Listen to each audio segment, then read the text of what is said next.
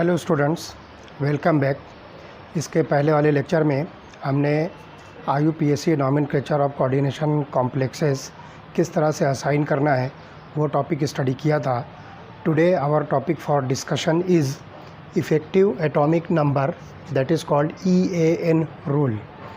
लेकिन इससे पहले हम यहाँ पर जो है एक मिस्टेक को जो है करेक्ट करते चलें कि IUPAC नॉमेनक्लेचर में जो मैंने लास्ट कोऑर्डिनेशन कॉम्प्लेक्स आपको बताया था CONO2 thrice NH3 thrice Cl, और उसका IUPAC नॉमेनक्लेचर मैंने बताया था tri nitro try amine cobalt 3 chloride. तो ध्यान रखिए ये अल्फ़ाबेटिक सीक्वेंस में नहीं है, so this is not correct. Ammonia जो है पहले आएगा, उसके बाद नाइट्रो आएगा। So the correct IUPAC name for this coordination complex is try amine tri nitro cobalt 3 chloride. तो ये नोटिस कीजिए कि इसके पहले वाले लेक्चर में जो लास्ट कोऑर्डिनेशन कॉम्प्लेक्स मैंने बताया था, तो this is the correct IUPAC name for this coordination complex. Okay, now we will discuss the EAN rule. An early attempt to explain the stability of coordination complex was made by Sigvik. तो सिग्विक नाम के scientist ने coordination complexes की stability को जो है discuss किया। Who proposed an empirical rule that is known as effective atomic number rule, shortly called as EAN। तो यहाँ पर जो ध्यान रखिए कि EAN equals the total number of electrons around the central metal ion in the complex. तो EAN rule states that a metal ion continues to accept the electrons till it attains the electronic configuration of next noble gas.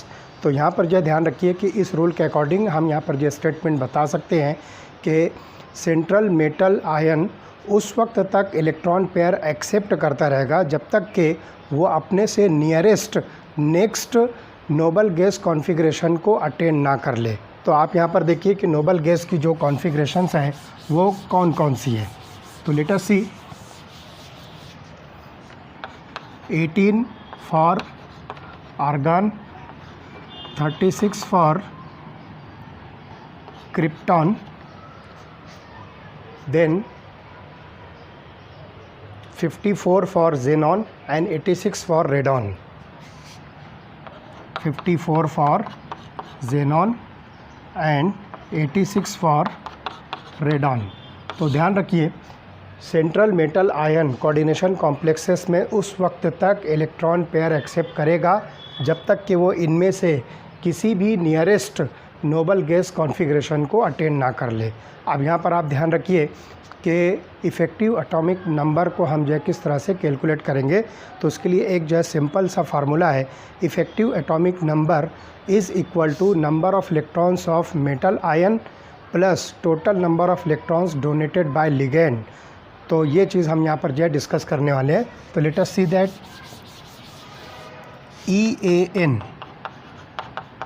Is equal to total number of electrons on metal ion minus plus total number of electrons donated by ligands। तो यहाँ पर जो है आप बहुत easily जो है effective atomic number जो है कैलकुलेट कर सकते हो। अब यहाँ पर एक बात जो है ध्यान रखना है कि आपको ये बात पता करना है कि how many electrons are present on the metal ion. तो इसके लिए जो है सबसे इम्पॉर्टेंट चीज़ ये है कि आपको उस मेटल का एटॉमिक नंबर Z की वैल्यू जो है मालूम होनी चाहिए। फिर कोऑर्डिनेशन कॉम्प्लेक्स के अंदर वो मेटल कितने नंबर ऑफ़ इलेक्ट्रॉन लूज़ कर रहा है, तो आप एटॉमिक नंबर Z में से number of electron lost by the metal ये जो है माइनस करना है, सब्सट्रैक्ट करना है, और उसके बाद फिर total number of electrons donated by ligands उसके अंदर जो है आपको ऐड कर देना है। तो इस तरह से आपको इफेक्टिव एटॉमिक नंबर जो है मिलेगा। अब यहाँ पर जो है एक बात जो है सबसे इम्पॉर्टेंट मैं आपको बता दूँ कि अगर मोनोडेंटेड लिगेंड है तो उसके अंदर आपको टोटल नंबर ऑफ इलेक्ट्रॉन जो है 2 लिखना है, क्योंकि एक डोनर पॉइंट है तो 2 इलेक्ट्रॉन यानी कि 1 इलेक्ट्रॉन पेयर जो है वो डोनेट करेगा। अगर वो बायडेंटेड लिगेंड है तो 2 डोनर पॉइंट्स है, मतलब टोटल 4 इलेक्ट्रॉन जो है वो डोनेट करेगा। तो ये चीज़ को जो है ख़ास तौर से आपको जो है नोटिस करना है कि आपके पास जो कोऑर्डिनेशन कॉम्प्लेक्स दिया हुआ है उसके अंदर जो है लिगेंड कौन से टाइप का है। तो इस तरह से हम जो है बहुत इजीली इफ़ेक्टिव एटॉमिक नंबर जो है कैलकुलेट कर सकते हैं। तो देखिए अब इफ़ेक्टिव एटॉमिक नंबर एक सिंपल फार्मूला हम इसका जो है बना सकते हैं। Let us see, EAN is equal to number of electrons that is the atomic number of metal Z। तो यहाँ पर हम लिखेंगे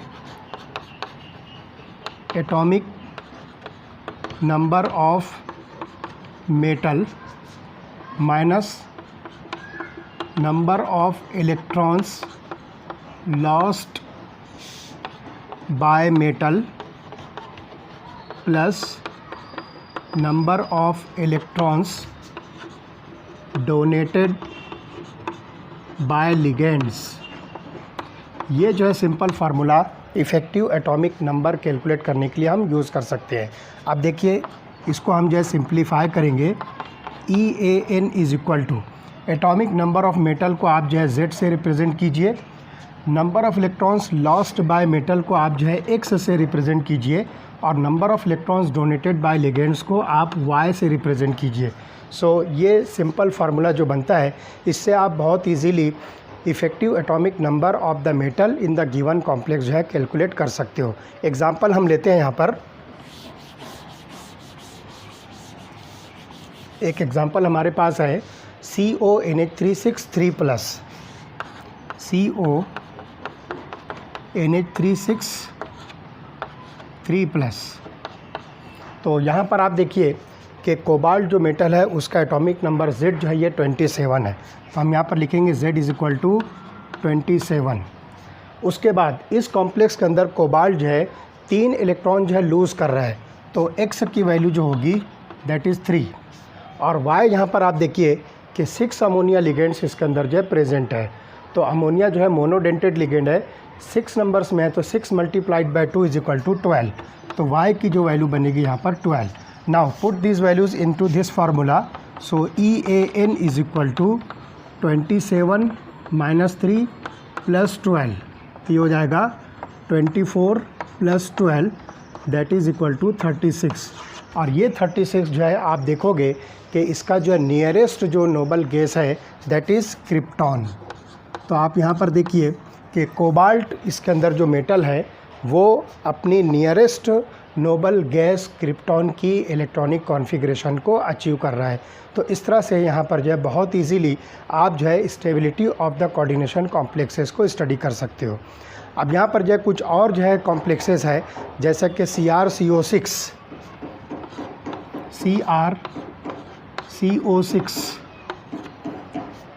ये जो है कॉम्प्लेक्स है, और इसी तरह से FeCN6 minus FeCN6 minus ions, these are also obeying the effective atomic number rule।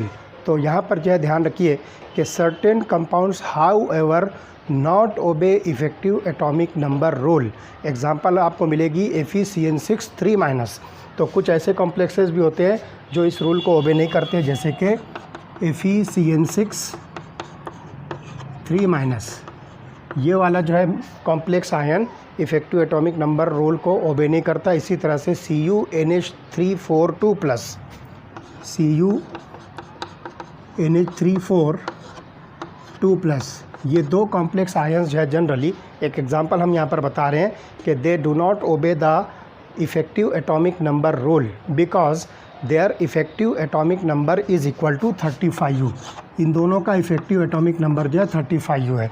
तो ध्यान रखिए नियरेस्ट नोबल गैस क्रिप्टॉन 36 है, जबकि ये 35U है। तो इस तरह से हम जो है बहुत इजीली किसी भी मेटल एटम जो कि कोऑर्डिनेशन कॉम्प्लेक्स फॉर्म कर रहा है उसका इफ़ेक्टिव एटॉमिक नंबर जो है कैलकुलेट कर सकते हैं। Okay, we stop here.